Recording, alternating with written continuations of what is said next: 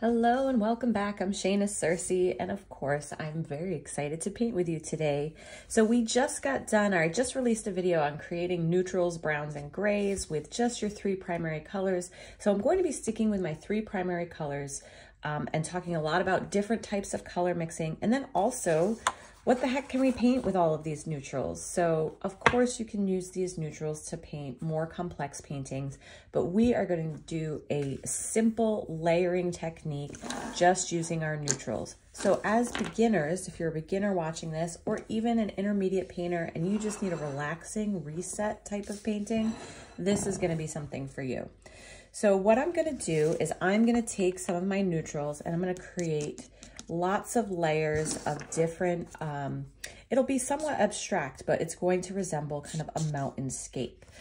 This is going to help you with water control, color mixing, layering. It will definitely test your patience because you are going to have to let things dry between layers.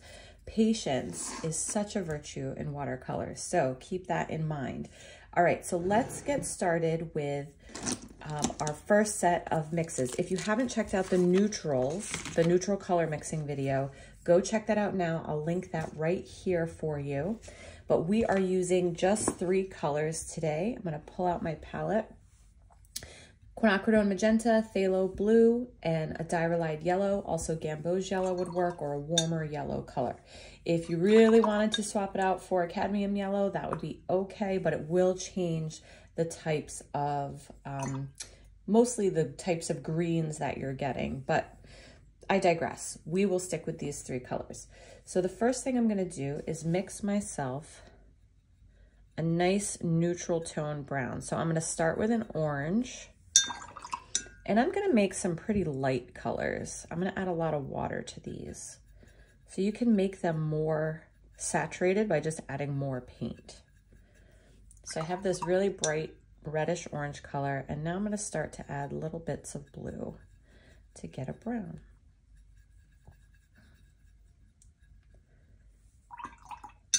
All right, so I have this nice neutral brown, but I want it to be more of a gray, actually, a grayish brown. So I'm gonna add more blue and a touch more yellow, because we're gonna move to the purple side of gray. More blue, more blue, more blue. So I have this really beautiful blue-gray, a little more magenta, and we're gonna really be on a light purple side of gray. So I have this beautiful neutral purple-gray color that is very subtle, and the more water I add to it, the lighter it's gonna get. So we're gonna start out first with a very light wash of this color. So I just added a lot of water. So here we have our paper. And this is great because this will help you practice creating even washes.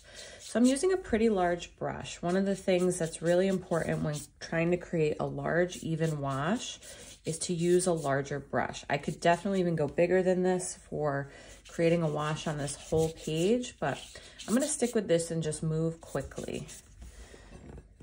So I'm using a size 12 brush. You could go up, you can use a mop brush. For this, when you're making just a big general wash and you want it to be flat and kind of seamless. All right, picking up more color, and you can see this is a very subtle purple color, but it'll start to come out when we start to add other colors onto it. All right, and this is where I'm gonna make sure the whole surface is even in dampness and in color before I'm gonna add one more coat, back and forth, nice flat wash, and we're gonna let it all dry. So you are going to have to let this sit for at least 10 minutes. I'm gonna use camera magic. I'm gonna pause my video and come right back. But I'm gonna let this dry. You can use a heat tool if you want, and then we're gonna add on our next layer. All right, how'd y'all do? Are you patient? Is your sheet completely dry? All right, well, let's get into our next layer. So I am going to take this same, I'm gonna go right over my painting here. Take this same magenta, add some yellow. And the only thing that you need to do, and this is just an exercise in playing with your neutrals, mixing your colors and using them to create something interesting. So there's no right or wrong way to do this, but I'm gonna make a brown. that's different than my purpley one. So it's going to be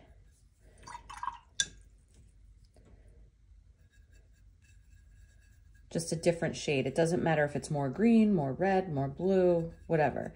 So I have this like very warm gray going on here. I'm gonna use this.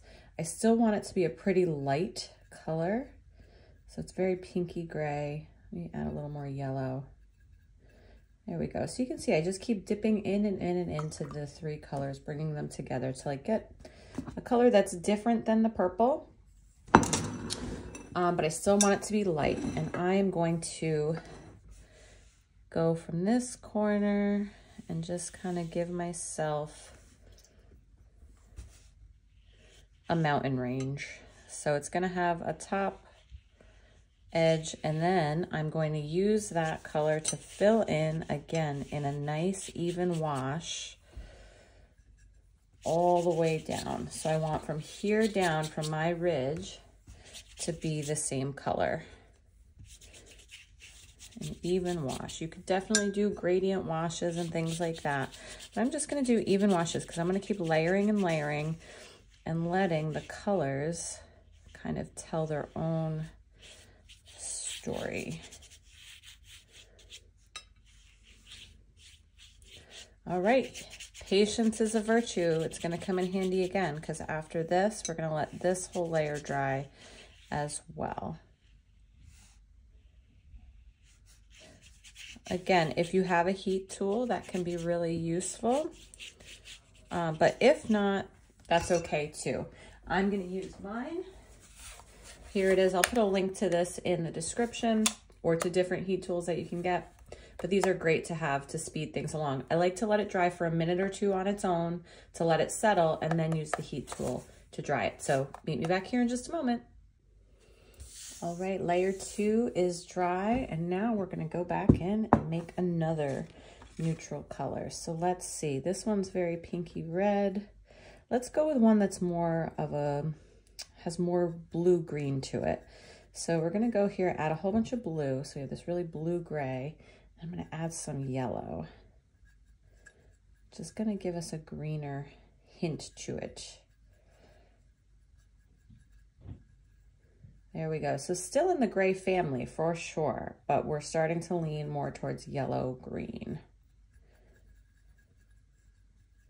And now I'm going to add a bunch of water because we still want to keep these light and delicate as we layer them.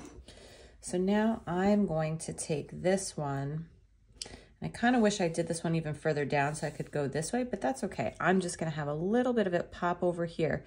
So this color that's above this line is going to be slightly different than the color that comes below because our watercolors are transparent, and whatever is below it or underneath it is going to inform or affect what the color is on top. You can't really completely cover up a color below with watercolors. So that's important to keep in mind.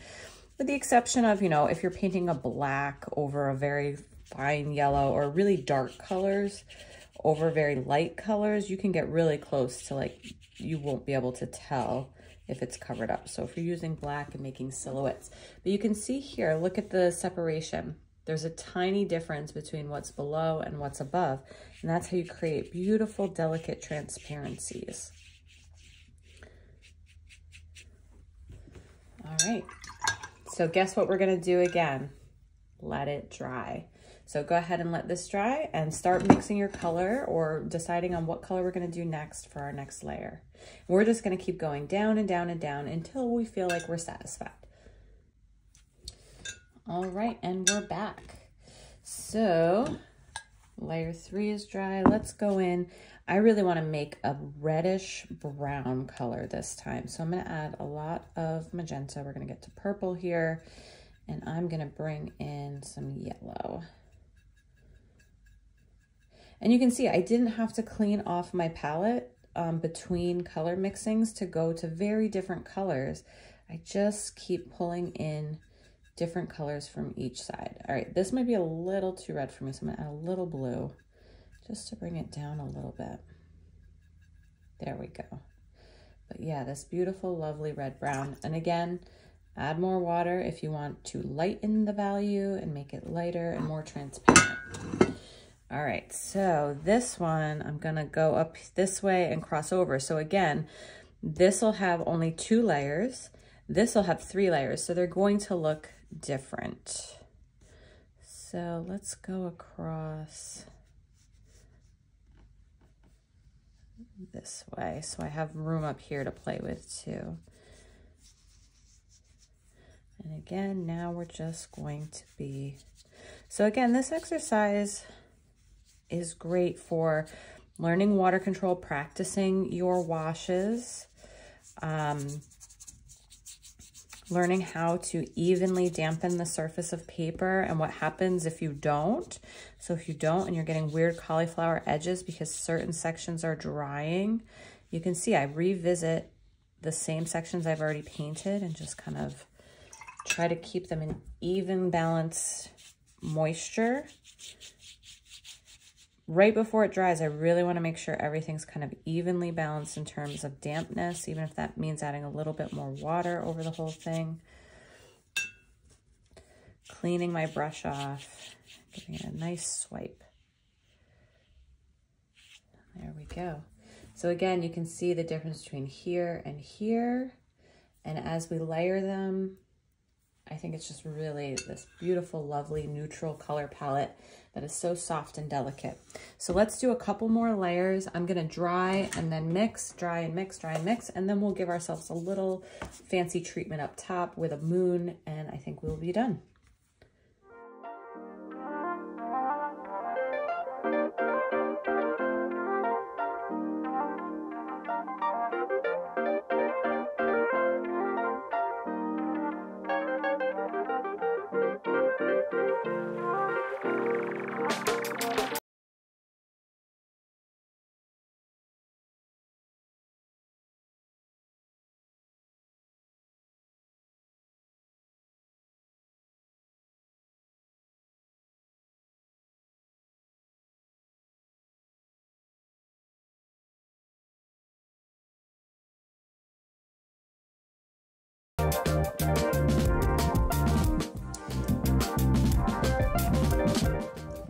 All right, we're just about done. 2 more things that I just want to show you in this exercise. One is, you can see as I go down and down and down, I was purposely choosing slightly darker and darker colors with more saturation in them. I am going to clean my palette off for this one, but I want to just show you what happens when you try to go lighter again, and it actually makes things darker. So what I mean by that is, let's mix another really light color. Let's go for something. So our last layer is pretty purpley blue. So I'm gonna go for something really yellowy green, but very light compared to that. So we're gonna take our yellow. We're still gonna mix our magenta and make our orange. And then I'm gonna take my blue to get a gray. And now I'm gonna push it to the yellow, the yellowy green side. So blues and yellows, but then make it very, very light. So this is a very different color than anything that's on there. And I just wanna show you, even if I make this very, very light and it ends up, I'm gonna bring a little more red in there. There we go. So really, really light color, lots of water. So let me just show you what that looks like swatched out. So it's a really light neutral color, so much lighter than any of these colors down here. But when I go to put it on this darker shade, it's not going to make this any lighter. And you're really going to see very little of the color. You're going to see a little bit of greening, making it more green yellow on here. But it's really just going to add another layer to this already dark color.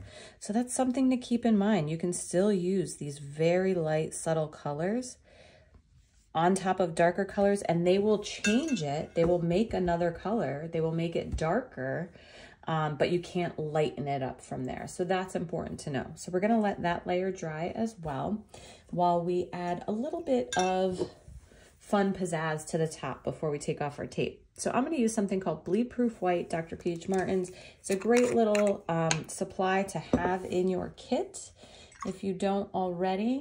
And I'm just going to pick a different, slightly smaller brush. Just going to go with a size 6. This stuff in the jar is pretty thick sometimes when you get it, but that's okay. You just have to add a little bit of water to it. Add a little bit of water. And this is great. It's a product that dries very matte like a watercolor. It doesn't have any shine or gloss to it like an acrylic paint would or a gouache, but it has an amazing opacity of coverage. So if you need to add details or basically details of white onto your watercolor page, sorry, just getting some of this out.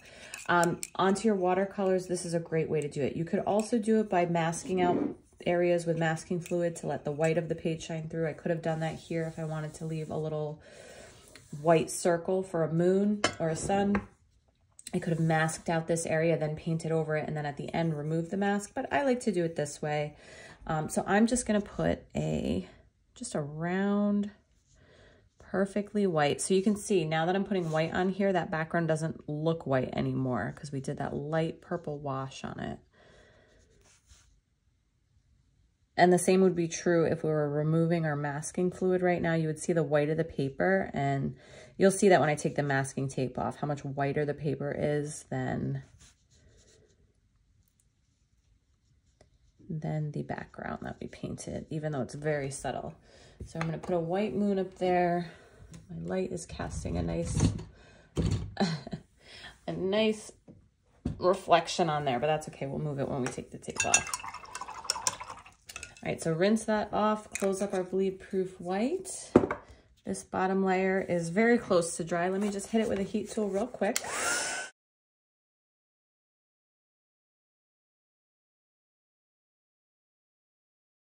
All right, and here we go. Let's take off our tape so you can see the white of our paper versus, there you go, the color of the background itself.